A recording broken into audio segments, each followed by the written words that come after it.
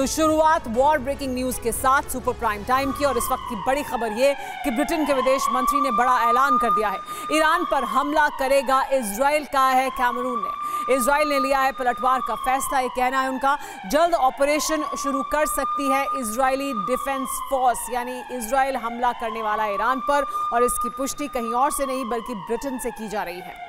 आज रात इजराइल और ईरान के बीच बड़ी जंग की चिंगारी भड़क सकती है, क्योंकि इजराइल की वॉर कैबिनेट ने ईरान पर हमलों का प्रस्ताव पारित कर दिया है। किन हथियारों से हमला होगा ये तय हो चुका है। ईरान के 6 टारगेट फिक्स हो चुके हैं। इजरायली मीडिया की रिपोर्ट है कि ईरान पर हमला कभी भी शुरू हो सकता है। ईरान 18 अप्रैल को सेना दिवस परेड की तैयारी कर रहा है और आशंका है कि इजराइल इसी वक्त हमला कर सकता है। ईरानी राष्ट्रपति रईसी ने कहा है कि इजराइल ने ये गलती की तो ऐसे हथियार से पलटवार किया जाएगा जो अब तक इस्तेमाल नहीं हुआ है। ईरान ने अपनी तैयारी का वीडियो जारी करते हुए विश्व युद्ध की धमकी भी दे दी है।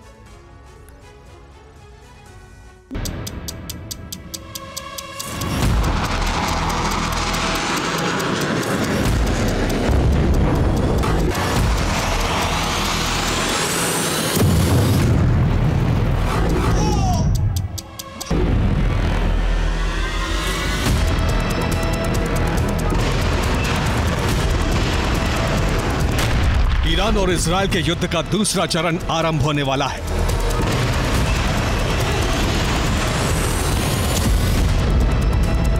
इजराइल ने तय कर लिया है कि 14 अप्रैल के हमलों का प्रतिशोध लिया जाएगा और निश्चित लिया जाएगा।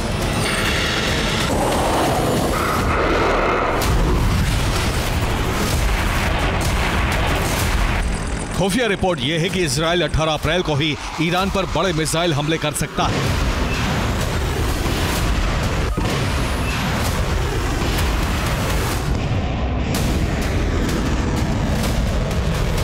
इजराइल के हमले इसलिए भी तय माने जा रहे हैं क्योंकि 18 अप्रैल को ईरान का आर्मी डे होता है।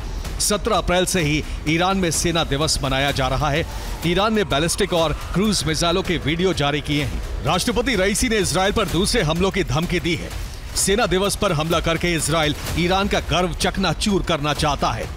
दूसरी तरफ नेतन्याहू सरकार पर जल्दी ईरान पर हमले करने का दबाव है।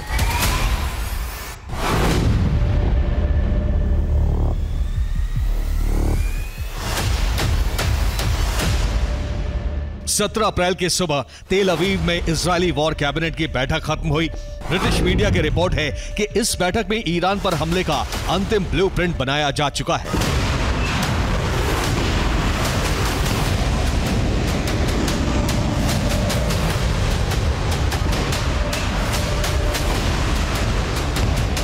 इजरायली वॉर कैबिनेट के सदस्यों ने ईरान और उसके मिलिटेंट संगठनों पर बड़े हमले के प्रस्ताव पर मोहर लगा दी है। कैबिनेट बैठक में सदस्यों ने नेतन्याहू पर दबाव बनाया कि ईरान पर जल्द से जल्द हमला किया जाए।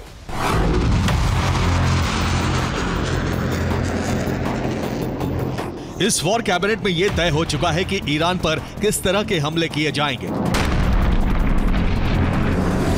यह भी तय है कि कौन से हथियार और मिसाइल इस्तेमाल किए जाएंगे।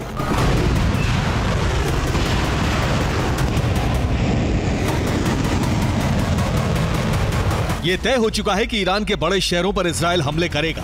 ये हमले जितनी जल्दी संभव हो किए जा सकते हैं। इजरायली रक्षा मंत्री ने हमलों का ऐलान भी कर दिया है।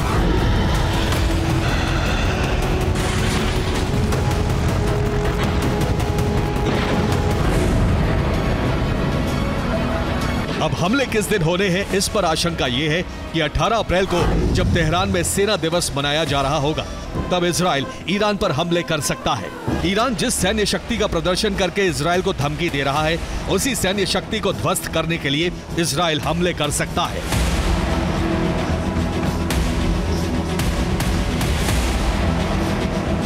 ईरान ने इजराइल को हमले न करने की चेतावनी दी है। ईरानी रक्षा मंत्रालय ने एक वीडियो जारी किया है। ये वीडियो सोशल मीडिया के सभी प्लेटफॉर्म पर पोस्ट किया गया है और ईरान ने लिखा है कि हम इस दिन का बरसों से इंतजार कर रहे थे। हमारे रडार सिस्टम सर्विलांस में लगे हैं। आग का जवाब आग से दिया जाएगा।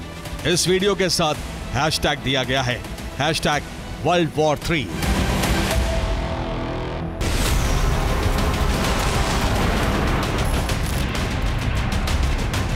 ईरान ने चेतावनी जारी कर दी है कि अगर उसकी जमीन पर हमला हुआ तो तीसरे विश्व युद्ध की चिंगारी भड़क उठेगी। इजराइल जानता है कि आग का पलटवार आग ही होगा और इसीलिए इजराइल और उसके सहयोगी देशों ने ईरान के हमलों को नाकाम करने के लिए बड़ी डिफेंसिव तैयारी की है।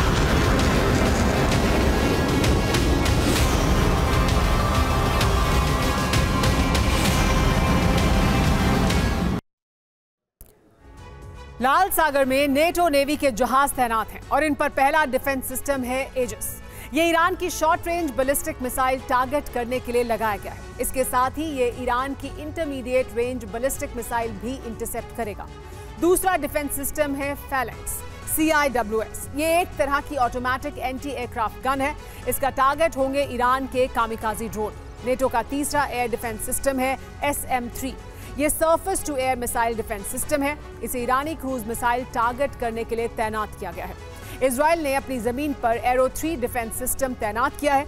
यह इजराइल में विकसित किया गया डिफेंस सिस्टम है। इसे ईरानी ड्रोन और मिसाइलें गिराने का मिशन दिया गया है।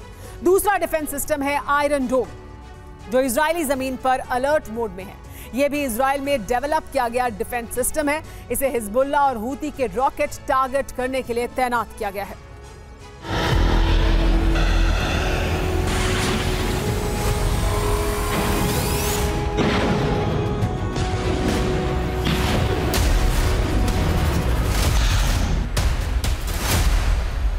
भूमध्य सागर में इजराइल ने आयरन डोम एयर डिफेंस सिस्टम का नेवल वर्जन भी तैनात कर दिया है।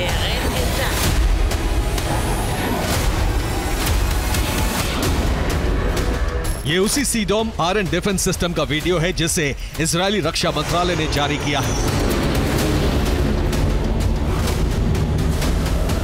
इजराइल ने ईरान पर बड़े हमले की तैयारी कर ली है और उसके लिए 6 टारगेट भी फिक्स कर लिए हैं।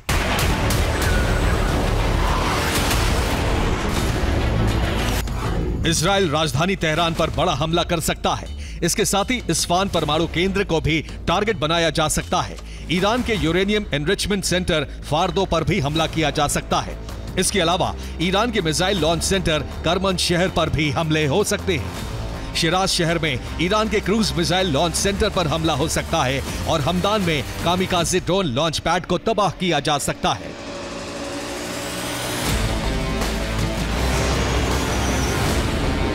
इजराइल हमला जरूर करेगा, यह तय हो चुका है। अमेरिकी राष्ट्रपति के मनाने से भी इजराइल पीछे हटने को तैयार नहीं है और इसकी बड़ी वजह है फिलिस्तीन।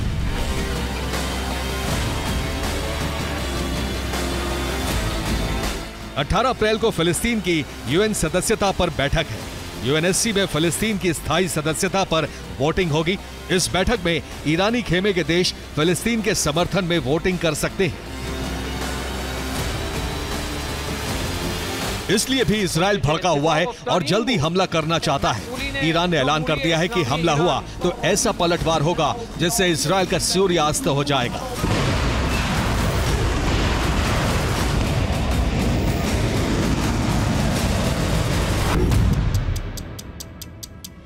हमला होने की सूरत में ईरान ने इजराइल पर पलटवार करने के लिए 1500 से ज्यादा मिसाइल और ड्रोन तैयार रखे हैं।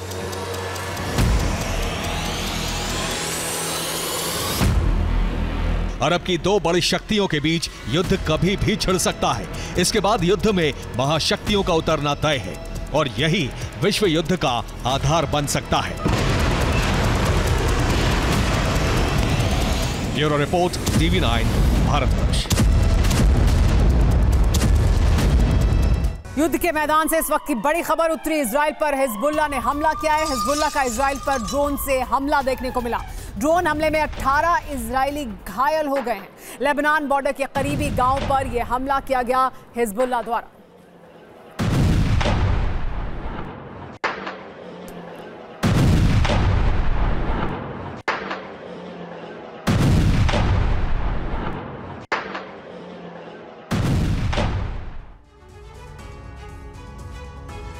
आज आज सुबह यूक्रेन की तरफ से रूस पर भीषण प्रहार किया गया, वो भी डबल फ्रंट पर एक साथ सिलसिलेवार अंदाज में।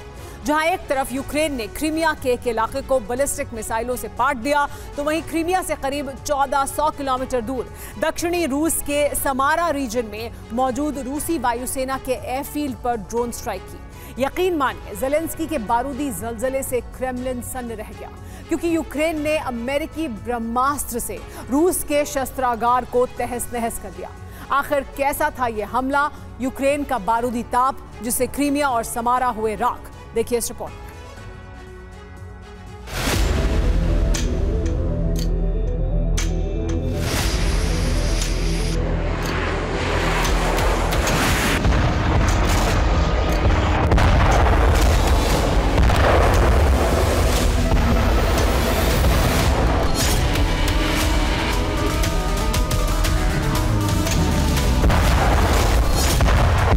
जोरदार धमाके के साथ आसमान में उठता बारूदी ज्वाला का ये गुबार, इस प्रचंड ब्लास्ट के बाद लगातार बजती अलर्ट सायरन की आवाज।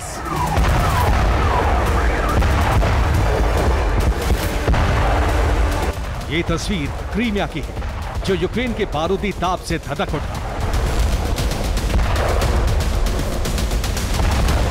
ये तस्वीर क्रीमिया में मौजूद रूस के मिसाइल गोदाम की है, जो ज़ेलेंस्की के भीषण पलटवार से जलकर राख हो गया।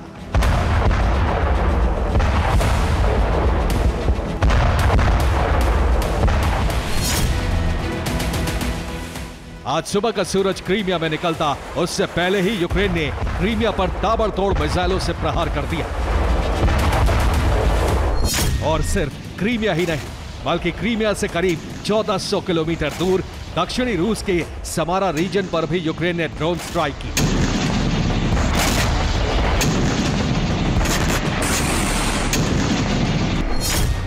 मसलन यूक्रेन ने क्रीमिया के जानकोई कस्बे पर मिसाइलें दागी। जानकोई में रूसी डिफेंस का हथियार गोदाम मौजूद था। वेपन डिपो पर यूक्रेन ने 12 बैलिस्टिक मिसाइलें दागी। हमले में जिरकॉन हाइपरसोनिक मिसाइल का गोदाम राख हुआ। वहीं यूक्रेन ने रूस के समारा रीजन पर भी ड्रोन स्ट्राइक की। समारा रीजन में मौजूद रूस के एयरबेस पर हमला किया गया। इस अटैक में रूस के कई अटैक हेलीकॉप्टर तबाह हुए।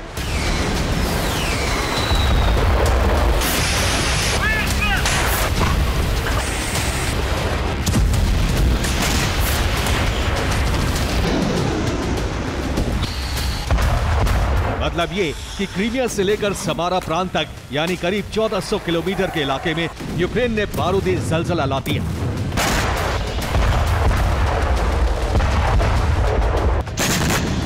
यूक्रेनी ब्रिगेड ने मिसाइल और ड्रोन के जरिए रूस पर टारगेटेड स्ट्राइक की। हालांकि यूक्रेन के दोनों हमले काफी विस्फोटक थे, मगर रूस को सबसे ज्यादा नुकसान क्रीमिया में हुआ। क्रीमिया से ही यूक्रेन के बारूदी प्रतिशोध की भयावह तस्वीरें सामने आई।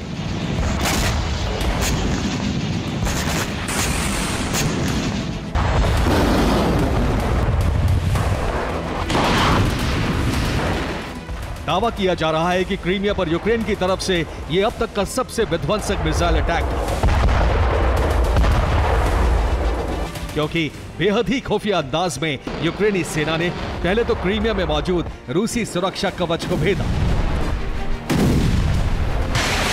और इसके बाद उत्तरी क्रीमिया के एक इलाके में बेहिसाब तबाही मचाई।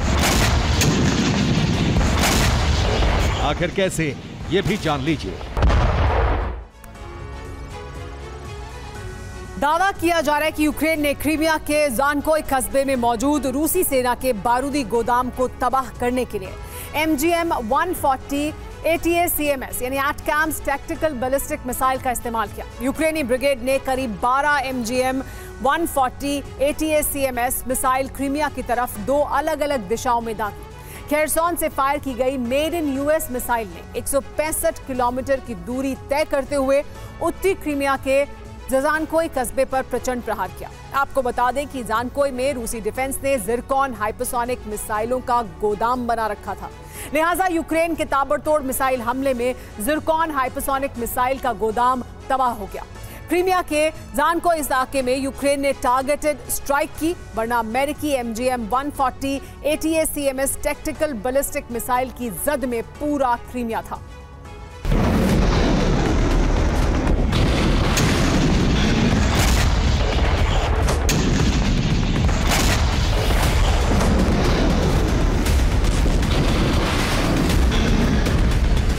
मतलब ये कि अगर ज़ेलेंस्की चाहते तो खेरसोन से दागी गई अमेरिकी टैक्टिकल बैलिस्टिक मिसाइल के जरिए पूरे क्रीमिया को राख कर सकते थे। क्रीमिया के कोने कोने को दहला सकते थे।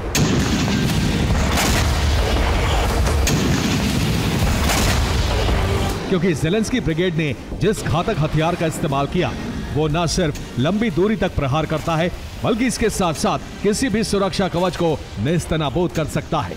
नाम है अटैकएमएस टैक्टिकल बैलिस्टिक मिसाइल।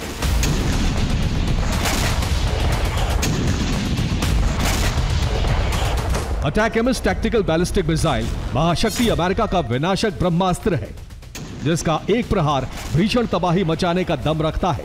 शायद तभी बाइडेन का यह अस्त्र ज़ेलेंस्की के लिए गेम चेंजर साबित हुआ। आखिर कैसे, यह भी जान लीजिए। अटैकएमएस मिसाइल की मारक क्षमता करीब 300 किलोमीटर है। इस अमेरिकी मिसाइल का कुल वजन 1670 किलो तक है। 13 फीट लंबी यह मिसाइल मैक 3 रफ्तार से हमला करती है। अटैकएमएस मिसाइल जीपीएस और नेविगेशन गाइडेंस से लैस है। 90 के दशक से US army ATACMS tactical ballistic missile का इस्तेमाल करती आ रही है। सुपर पावर अमेरिका का यह ब्रह्मास्त्र साल 1991 से अब तक 3 बड़े युद्ध में इस्तेमाल किया जा चुका है। पहला गल्फ वॉर, दूसरा अफगानिस्तान वॉर और तीसरा इराक वॉर। इन तीनों वॉर फ्रंट पर अमेरिका की अटैकएमएस टैक्टिकल बैलिस्टिक मिसाइल का बारूदी ट्रेलर बेहद ही विनाशक रहा। एक तरफ ज़ेलेंस्की ने क्रीमिया को दहलाया तो दूसरी तरफ रूस के समारा रीजन में मौजूद रूसी वायुसेना के एयरफील्ड पर भी ड्रोन स्ट्राइक की। यूक्रेन के इस हमले में एयरबेस पर खड़े कई रूस के अटैक हेलीकॉप्टर तहस नहस हो गए। यूक्रेन के इस हमले से जुड़ी कुछ सैटेलाइट तस्वीरें भी सामने आई हैं, जिसमें हमले के बाद कबाड़ हो चुके रूसी अटैक हेलीकॉप्टर दिखाई दे रहे हैं। दावा किया जा रहा है कि समारा रीजन के जिस क्रियास एयरफील्ड पर यूक्रेन ने हमला किया उसके ठीक पास रूस ने S-400 मिसाइल डिफेंस सिस्टम तैनात कर रखा था। बावजूद इसके यूक्रेन के ड्रोन ने S-400 को चकमा देते हुए क्रियास एयरफील्ड पर तबाही मचाई।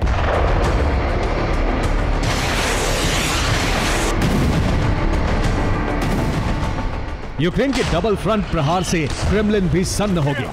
मगर ऐसा नहीं है कि पुतिन की सेना हाथ पर हाथ धरे बैठी रही। फौरन रूस ने क्रीमिया और समारा के एयरबेस पर हमले का इंतकाम लेते हुए यूक्रेन के दक्षिण पूर्वी इलाके पर जबरदस्त धावा बोल दिया।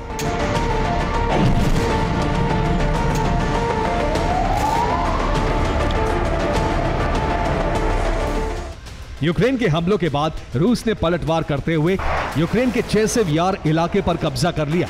तो वहीं आशंका है कि आज रात यूक्रेन का दूसरा बड़ा शहर खार्किव रूसी कब्जे में आ सकता है। खार्किव पर रूसी झंडा लहरा सकता है।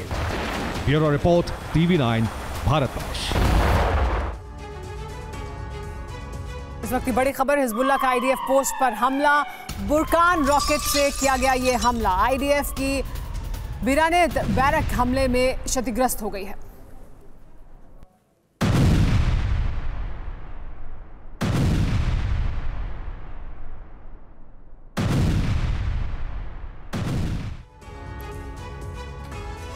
अमेरिका चाहता है अरब में हालात काबू में आ जाएं, लेकिन इजराइल का आक्रोश बढ़ता जा रहा है। नेतन्याहू की वॉर कैबिनेट ईरान पर हमले का ब्लूप्रिंट तैयार कर चुकी है। अगर हमला हो जाता है तो मिडिल ईस्ट में बर्बादी का बवंडर आ जाएगा, जिसमें एटमी हमले का खतरा मंडरा रहा है। अमेरिका इसे रोकने की कोशिश में है। दूसरी तरफ उसने परमाणु युद्ध की तैयारी शुरू कर दी है। यानी अमेरिका को अंदेशा है कि ईरान और रूस मिलकर तबाही का ऐसा प्लान बना रहे हैं जिसमें अमेरिका और इजराइल टारगेट नंबर 1 है।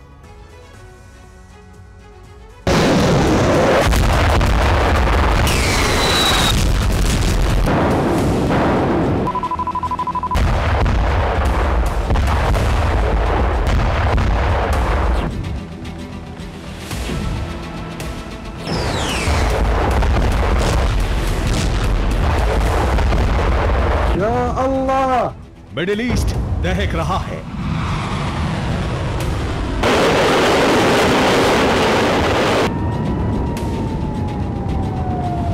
जिसकी जद में यूरोप भी आ गया है।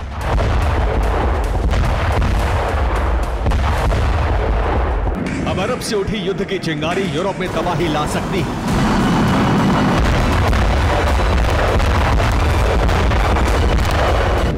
ईरान को रूस और चीन का साथ मिलने से आशंका तेज हो गई है कि ईरान फिर से इजराइल पर हमला कर सकता है।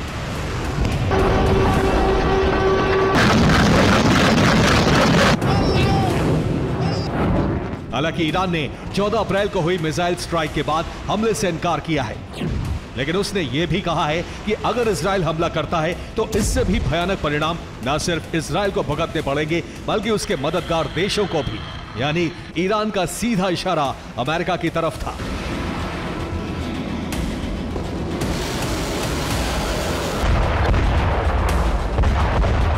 ईरान की नई धमकी से पेंटागन में खलबली मच गई है। अमेरिका बार बार इजराइल को ईरान पर हमला करने से रोक रहा है।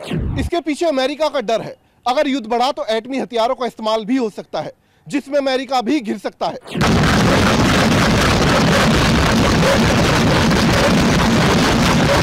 अमेरिका के रोकने के बावजूद इजराइल अड़ा हुआ है कि वो ईरान पर हमला जरूर करेगा।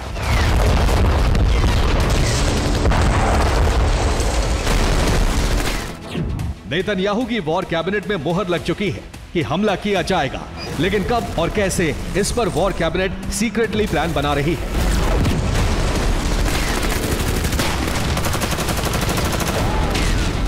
जबकि अमेरिका अड़ा है कि तुरंत हमला टाला जाए।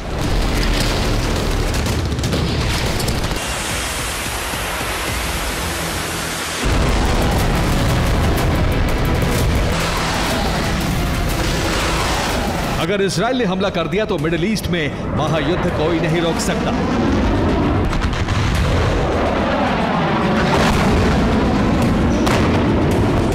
इसके साथ ही अमेरिका के अरब में वजूद पर भी संकट खड़ा हो जाएगा।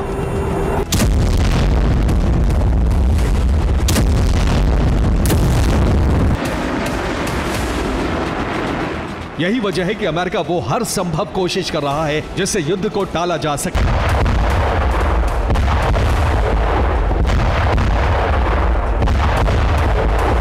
व्हाइट हाउस के प्रवक्ता जॉन किर्बी ने कहा है, अमेरिका नहीं चाहता कि मिडिल ईस्ट में और तनाव बढ़े। हम ईरान से युद्ध का विस्तार नहीं चाहते हैं।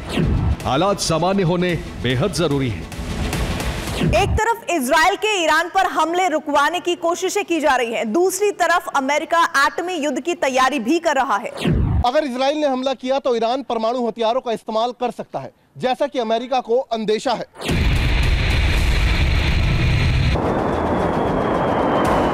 इसलिए अमेरिका ने अपने डकोटा बेस पर बॉम्बर को एटमी मिसाइल से लैस कर दिया है। हाई अलर्ट जारी है। यह अमेरिका की एटमी तैयारी का सबूत है। इस वीडियो में एटमी मिसाइल को हैंगर में खड़े B-52 बॉम्बर तक ले जाया जा रहा है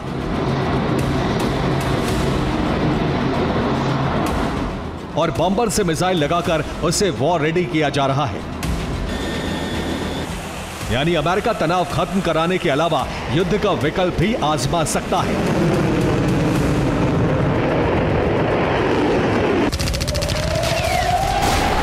बशर्ते सामने से रूस और चीन की तरफ से हमला किया जाता है तो।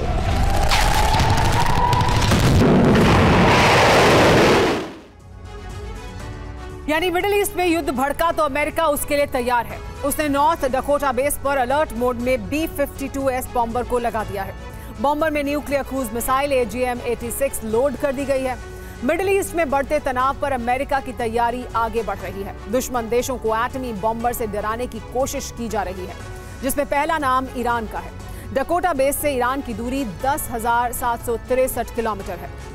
बॉम्बर की रेंज में रूस भी आता है, जिसकी डकोटा बेस से दूरी 7,655 किलोमीटर है।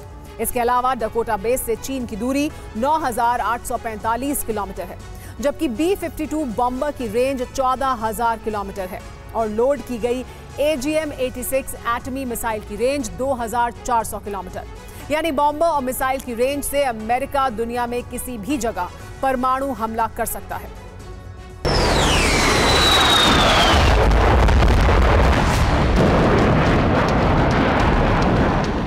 अमेरिका को आशंका है कि मिडिल ईस्ट का तनाव परमाणु युद्ध में बदल सकता है।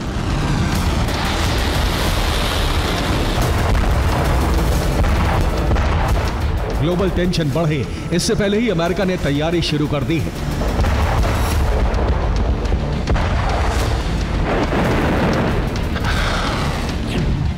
जिसमें लॉन्ग रेंज एटमी बॉम्बर को अलर्ट मोड पर रखने के अलावा न्यूक्लियर वॉरशिप को ईरान के पास ओमान की खाड़ी में तैनात कर दिया।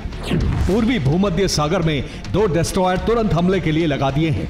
डिस्ट्रॉयर SM-3 इंटरसेप्टर से लैस कर दिया है। कुर्दिस्तान में मिलिट्री बेस पर पैट्रियट सिस्टम लगा दिए हैं।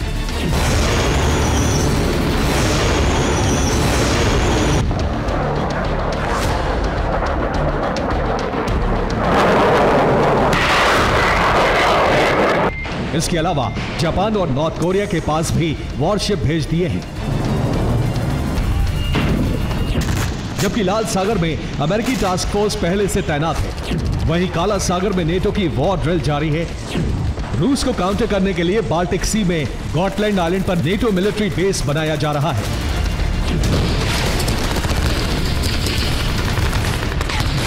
दरअसल रूस और ईरान की बातचीत के बाद इसकी आशंका तेज हो गई है कि ईरान अब अमेरिकी सैन्य ठिकानों को निशाना बना सकता है, जबकि रूस ने ब्रिटेन पर एटमी हमले का ब्लूप्रिंट तैयार कर लिया है। रूसी रक्षा मंत्रालय के मुताबिक ब्रिटेन के 38 शहर हमारे टारगेट पर हैं, जहां एटमी अटैक किया जा सकता है। अगर ब्रिटेन इजराइल की मदद कर सकता है तो हम भी अपने दोस्तों का साथ जरूर देंगे। इजराइल पर ईरान ने हमला किया था तो ब्रिटेन और अमेरिका के वॉरशिप पर लगे डिफेंस सिस्टम ने कई मिसाइलों को इंटरसेप्ट किया था। इसी वजह से रूस खुलकर ईरान के समर्थन में उतर आया है, यानी मिडिल ईस्ट में खेमेबाजी तेज होती जा रही है।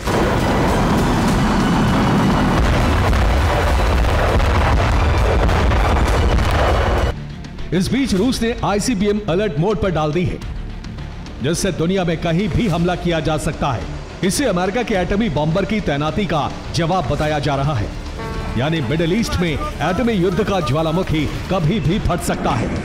अगर अमेरिका इजराइल को ईरान पर हमला करने से नहीं रोक पाया तो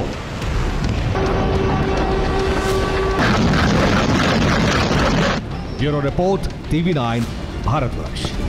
रूस के चेरनीहिव हमले में बड़ा अपडेट आया है। मरने वालों की संख्या बढ़कर 16 हो गई है। चेरनीहिव हमले में घायलों की संख्या 60 तक पहुंच गई है। रूस ने चेरनीहिव पर किए 3 मिसाइल हमले, जिसमें घायलों की संख्या 60 तक पहुंची है और मरने वालों की तादाद भी बढ़कर अब 16 हो गई है।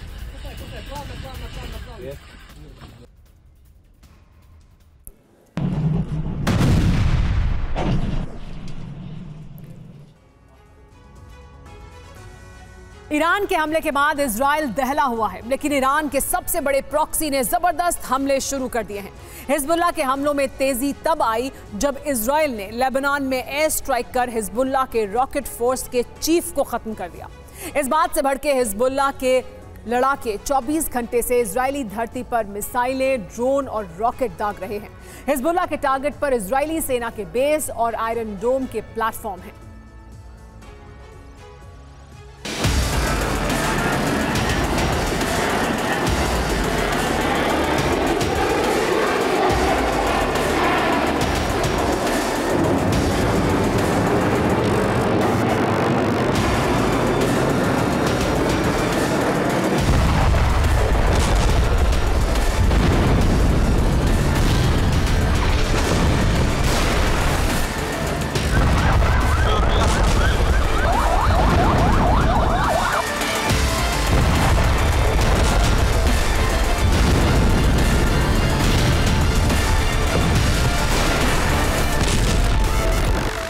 इजराइल और हिजबुल्लाह में छिड़ी जंग की आग बहुत भड़क गई है।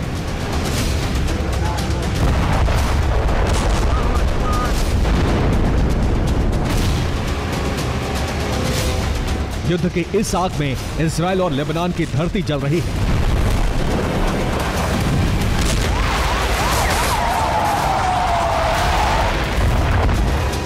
इजरायली सेना लेबनान में हिजबुल्लाह के ठिकानों को तबाह कर रही है।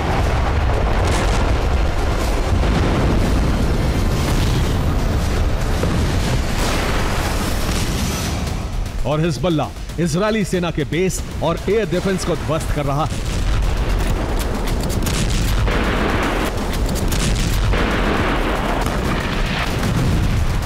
पिछले 24 घंटे से हिजबुल्ला और इजराइल एक दूसरे पर विध्वंसक वार पलटवार कर रहे हैं। युद्ध का खतरनाक और खौफनाक दौर तब शुरू हुआ जब आईडीएफ ने हिजबुल्ला के कमांडर को खत्म कर दिया। आईडीएफ ने आसमान से मिसाइल दागी, मिसाइल ने कार को हिट किया, जोरदार धमाका हुआ और इस धमाके में हिजबुल्ला के रॉकेट फोर्स का चीफ खत्म हो गया।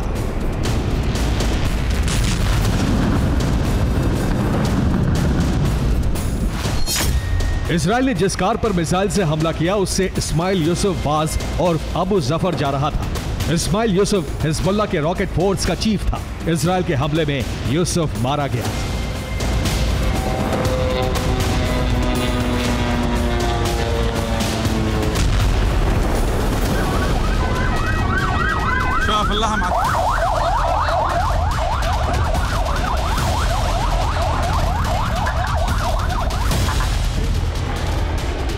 आईडीएफ के इसी हमले के बाद से इजराइल और हिजबुल्ला की जंग का नया और खतरनाक दौर शुरू हो गया।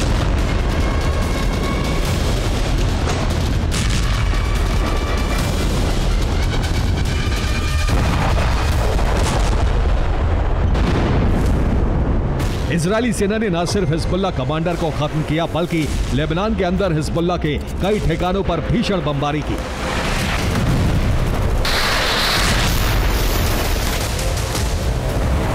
बदले में हिजबुल्ला ने इजराइल के मिलिट्री बेस और एयर डिफेंस सिस्टम के ठिकानों पर घातक हमले किए।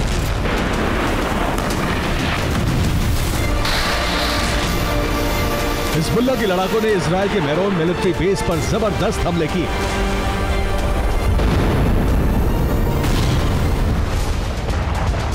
हिजबुल्ला ने इजराइल के मेरोन बेस पर कुछ इस तरह से मिसाइलें और रॉकेट की बरसात की।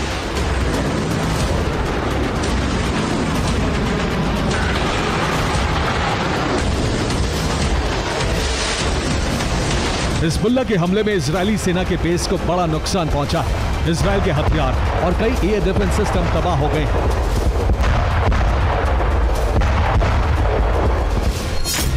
हिजबुल्ला ने 150 रॉकेट फायर किए, 28 मिसाइलों से हमला किया। इसके साथ ही 36 ड्रोन भी दागे।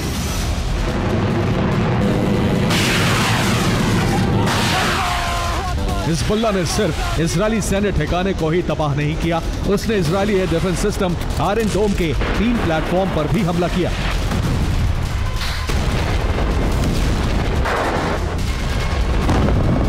हिजबुल्ला ने दावा किया है कि उसके हमलों में इजरायल के कई आयरन डोम नष्ट हो गए।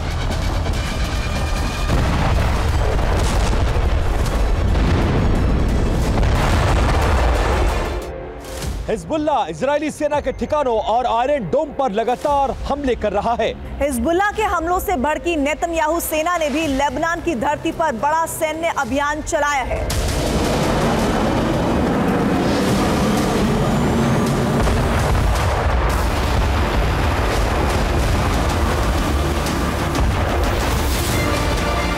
लेबनान के अंदर इजरायली सेना ने करीब 10 जगहों पर भीषण बमबारी की। इजरायली एयरफोर्स के टारगेट पर हिजबुल्ला के मिलिट्री ठिकाने, rocket launch pad, missile site, military compound और हथियार गोदाम थे। इजरायली लड़ाकू विमानों ने आसमान से मिसाइलों की बरसात की और हिजबुल्ला की कमर टूट गई। इजरायल ने लेबनान में हिजबुल्ला को कितना बड़ा जख्म दिया, अब इससे देखिए। ये नबी चित इलाके की तस्वीर है। यहाँ हिजबुल्ला का बड़ा हथियार गोदाम था, इजरायल ने उसे तबाह कर दिया। खियाम में इजरायली एयरफोर्स ने हिजबुल्ला के मिलिट्री कंपाउंड को तहस नहस कर दिया। कफकेला इलाके में हिजबुल्ला की मिसाइल लॉन्च साइट को तबाह कर दिया गया। नबी शीत में इजरायल ने हिजबुल्ला के ठिकानों पर बमबारी की। यारोन में हिजबुल्ला का मिलिट्री कंपाउंड मलबे में बदल गया। अल्मा इल चाय में आईडीएफ ने हिजबुल्ला के 2 ठिकाने तबाह कर दिए। अनीनी इलाके में हिजबुल्ला के मिलिट्री साइट को टारगेट किया गया। मंसूरी इलाके में हिजबुल्ला के रॉकेट लॉन्च पैड को बर्बाद कर दिया गया। यातेर में आईडीएफ ने हिजबुल्ला के रॉकेट गोदाम पर विस्फोट किया। मरकाबा में हिजबुल्ला के सैन्य ठिकाने को मलबा बना दिया। आईडीएफ का दावा है कि उसके हमले में हिजबुल्लाह के दर्जनों लड़ाके भी मारे गए हैं।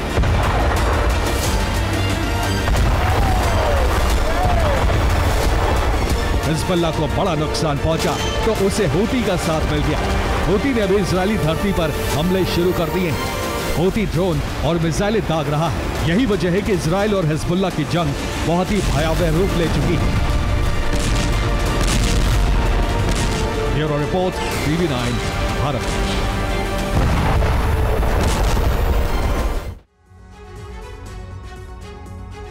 इजराइल ने ईरान की 99% मिसाइलें मार गिराने का दावा किया और अब इन मिसाइलों को दुनिया के सामने पेश कर रहा है। ईरान की गिराई गई मिसाइलों के हिस्से इजरायली सेना दुनिया के सामने ला रही है और इन मिसाइलों की तकनीक का अध्ययन कर रही है।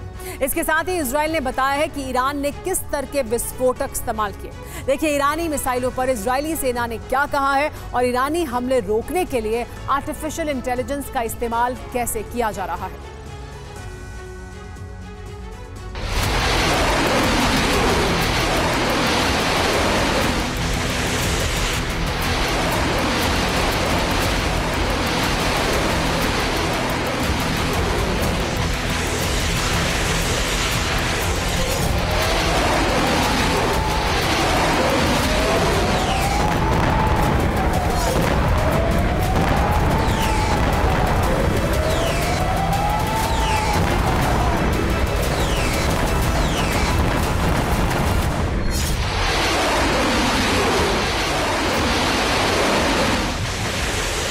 14 अप्रैल की रात जब ईरान ने इजराइल पर मिसाइल हमले किए तो अफरा तफरी मच गई।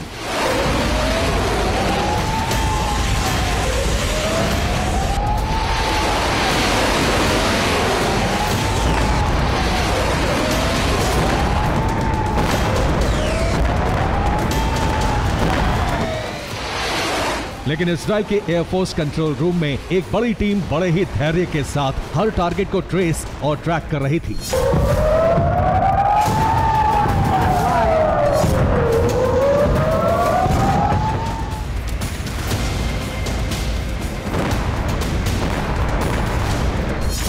ये वही टीम है जो कंट्रोल रूम में बैठकर ईरानी हमलों को इंटरसेप्ट करने के लिए मैपिंग कर रही थी।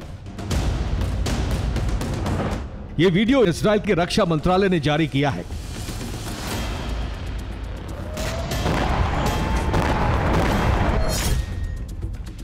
ईरान की 99% मिसाइलें हवा में ही गिरा दी गईं।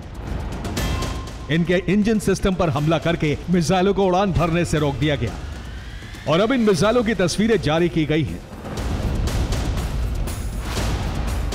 ये ईरान की बैलिस्टिक मिसाइल का हिस्सा है। इजराइल की रिपोर्ट है कि ईरान ने बड़े नुकसान के इरादे से हमला किया था और इसे नाकाम कर दिया गया। आईडीएफ प्रवक्ता ने इन मिसाइल के टुकड़ों पर एक वीडियो रिपोर्ट जारी की है। ईरान ने 500 किलोग्राम की क्षमता वाले वॉरहेड का इस्तेमाल किया। इतनी ताकत से लैस मिसाइलें एक बड़ी इमारत को जमींदोज करने के लिए काफी है। ईरान ने स्वॉर्म स्टाइल में इजराइल पर हमले किए थे ताकि ये हमले रोके ना जा सके।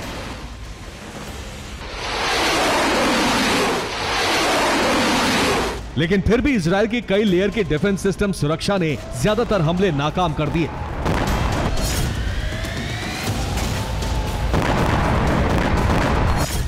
अब रिपोर्ट यह आई है कि इजराइल ने इन हमलों को रोकने के लिए एआई यानी आर्टिफिशियल इंटेलिजेंस का इस्तेमाल किया है।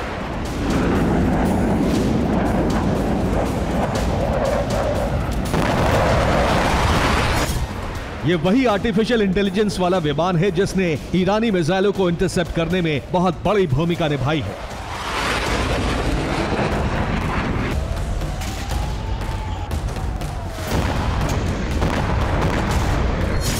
इजराइल के इस टोही और जासूसी एयरक्राफ्ट ने ही ईरानी मिसाइलों की मैपिंग करके वायुसेना के कंट्रोल रूम को भेजी थी।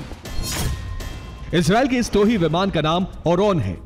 इसकी कीमत 8,335 करोड़ रुपए है। यह 12 किलोमीटर की ऊंचाई पर उड़ान भरता है। इसमें 8 लोगों का क्रू होता है। यह एआई कटिंग एज टेक्नोलॉजी के कंप्यूटर से लैस है। यह टारगेट की मैपिंग करता है, टारगेट का टाइप और आकार और रफ्तार कंट्रोल रूम को भेजता है। इजरायली एआई टोही विमान की टीम के एक पायलट ने जानकारी दी है कि सबसे पहले हम ही पहचान कर रहे थे कि टारगेट क्या है। ये कंप्यूटर गेम जैसा है। हम फाइटर पायलट एयर डिफेंस को सबसे बड़े खतरे की जानकारी दे रहे थे। हम बता रहे थे कि टारगेट क्या है, टारगेट की रफ्तार क्या है और किसे सबसे पहले गिराना जरूरी है। इस विमान की एआई तकनीक ने ही इजरायली डिफेंस सिस्टम को इतना कारगर बना दिया कि सबसे पहले सबसे खतरनाक टारगेट गिराए गए।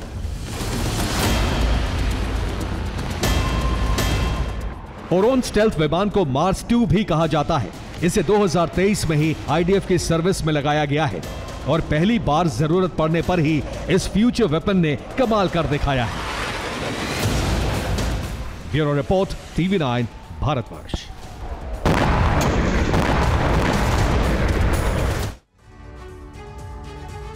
क्या नेतन्याहू अपनी कुर्सी बचाने के लिए ईरान पर हमला करवा सकते हैं? क्या अपनी सरकार बचाने के लिए बेंजामिन युद्ध की आग भड़काना चाहते हैं? ये सवाल इसलिए उठ रहे हैं क्योंकि अमेरिका ने ईरान से अपील की है कि वो इजराइल को दिखावे का हमला करने दें। सवाल यही है कि आखिर अमेरिका ने ईरान से सांकेतिक हमले की अनुमति क्यों मांगी?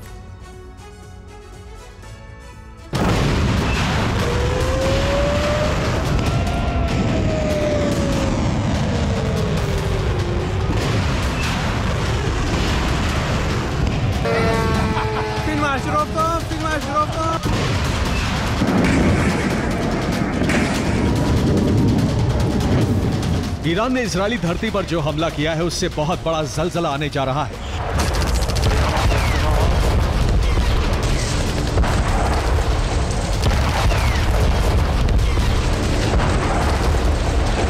ईरानी हमले के बाद नेतन्याहू और उनकी सेना ने ऐलान कर दिया है कि वो ईरान से बड़ा और विध्वंसक बदला लेगा।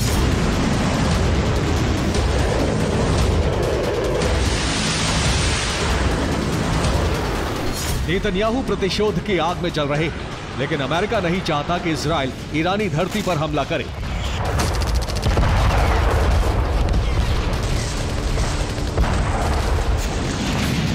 सुपर पावर जानता है कि ईरानी धरती पर हमले का परिणाम बहुत ही भयावह होगा, इसीलिए अमेरिका इजराइल को रोक रहा है, लेकिन नेतन्याहू जिद पर अड़े हैं। ऐसे में अमेरिका नया वॉर गेम खेलने की कोशिश कर रहा है। ईरानी सेना के एक अधिकारी ने कहा है कि अमेरिका ने बैकडोर चैनल से ईरान से हमले की इजाजत मांगी है। अमेरिका ने ईरान से अपील की है कि वो इजराइल को ईरान में सांकेतिक हमला करने दे ताकि घर में घिरे नेतन्याहू और उनकी सरकार अपना चेहरा बचा सके। हालांकि ईरान ने अमेरिका की इस अपील को सिरे से खारिज कर दिया।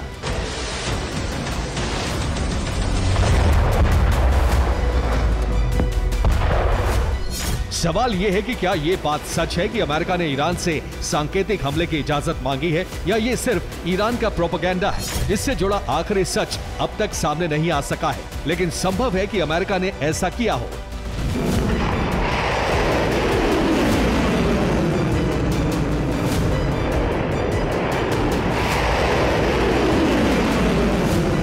असल में गाजा युद्ध शुरू होने के साथ ही नेतन्याहू और उनकी सरकार से इजराइल के लोग भड़के हुए हैं। नेतन्याहू अपने घर में बुरी तरह से घिरे हुए हैं।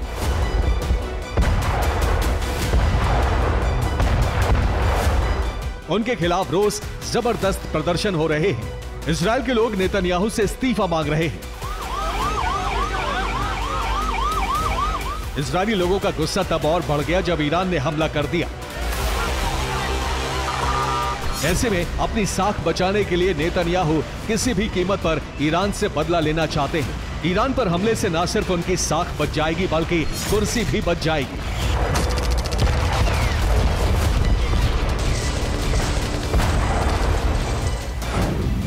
जब तक युद्ध चलेगा तब तक इजराइल की वॉर कैबिनेट का वजूद बरकरार रहेगा। वॉर कैबिनेट रहेगी तो नेतन्याहू की कुर्सी और उनकी सरकार बची रहेगी।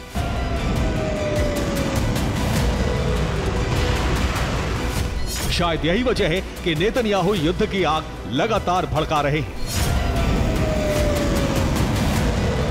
Bureau report, TV9 Bharatvarsh.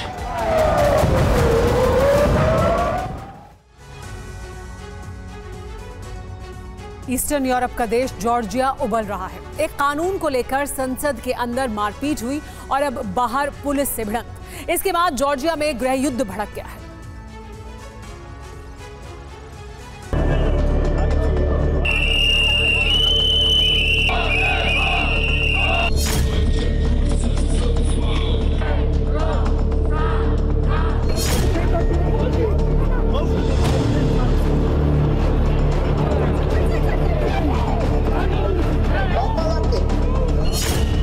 Georgia सुलग रहा है। इसका सबूत ये तस्वीरें हैं। पिछले 3 दिन से जॉर्जिया की संसद के बाहर लोग विरोध कर रहे हैं।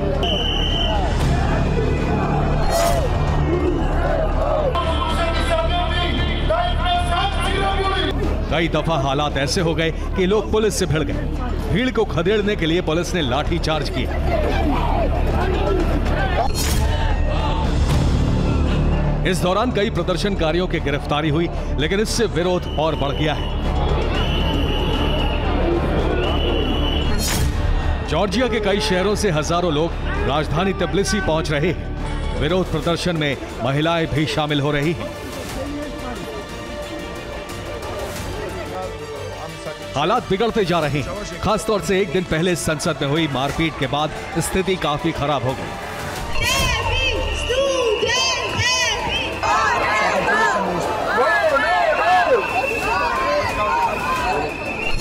हाई वोल्टेज ड्रामा उस वक्त हुआ जब विदेशी एजेंट बिल पर बहस चल रही थी। इस दौरान सरकार की तरफ से जॉर्जिया ड्रीम पार्टी के नेता मामुका मदिनाराडजे बिल पर बोल रहे थे। इसी दौरान विपक्षी सांसद अलोके एलिसाशविली अपनी सीट से उठे और मामुका के मुंह पर मुक्का चढ़ दिया, जिसके बाद कई सांसदों ने मिलकर अलोके की पिटाई कर दी। लेकिन जब अलोके बाहर निकले तो उनके स्वागत में प्रदर्शनकारी शोर मचाने लगे।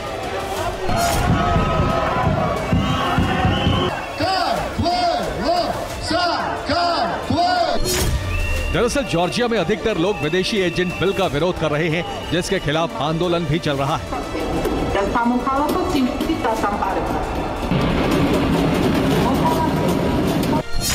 जॉर्जियाई सरकार का कहना है कि बिल के जरिए उन लोगों पर अंकुश लगाया जाएगा जिन्हें विदेश से 20% से ज्यादा फंड मिल रहा है। उनकी विदेशी एजेंट के रूप में पहचान करके उन पर जुर्माना भी लगाया जाएगा। जबकि विपक्ष और प्रदर्शनकारी कह रहे हैं कि यह पुतिन सरकार का प्रायोजित बिल है, जिसे जॉर्जिया में सरकार से असहमति को दबाने के लिए लाया जा रहा है। Bureau report, TV9 Bharatvarsh.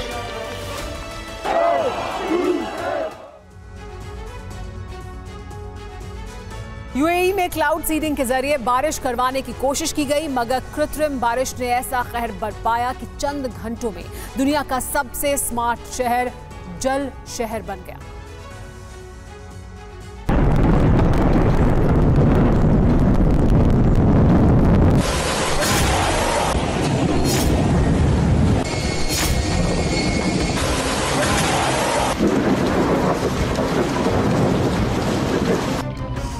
जबरदस्त आंधी तूफान के बीच चंद घंटों की मूसलाधार बारिश ने दुनिया के सबसे स्मार्ट शहर को तहस नहस कर दिया।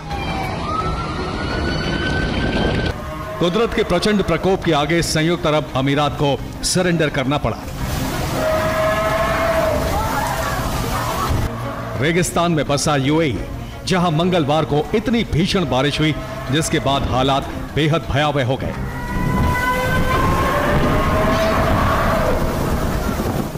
दुबई का इंटरनेशनल एयरपोर्ट जलमग्न हो गया। रनवे लबालब हो गया। दर्जनों विमान पानी में डूबे दिखाई दिए।